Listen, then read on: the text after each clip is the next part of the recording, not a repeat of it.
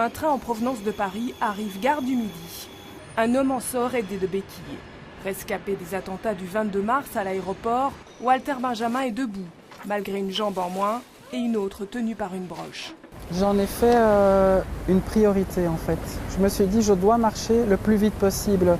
Les médecins m'avaient prédit que je ne marcherais pas avant 18 ou 24 mois et là on est à 6 mois en fait. Dans son jardin, Charles Declercq cherche à apaiser ses angoisses, toujours présentes depuis l'explosion dans le métro à Malbec. Il y a quelques jours, je passe dans une rue, on disque du métal, et l'odeur de métal, donc un souvenir olfactif de l'odeur de la bombe, de ce qu'il y avait dans la station Malbec, et ça me prend vraiment, ça c'est une angoisse de ressentir cette odeur-là, comme si les souvenirs olfactifs étaient plus importants encore que d'autres, mais au niveau de l'estomac, je prends des anti-ulcéreux. 6 mois après les attentats de Bruxelles, Walter n'a rien oublié des cadavres autour de lui, des 20 longues semaines passées à l'hôpital. Son retour à la maison est plus difficile qu'il ne le pensait.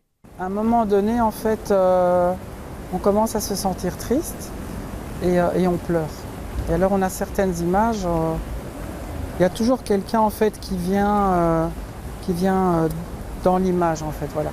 Moi c'était en fait ma fille, mais ce ne sont pas les images de l'aéroport. Prêtre au service de l'unité pastorale Mézère à Schaerbeek, Charles est sorti indemne de l'attentat.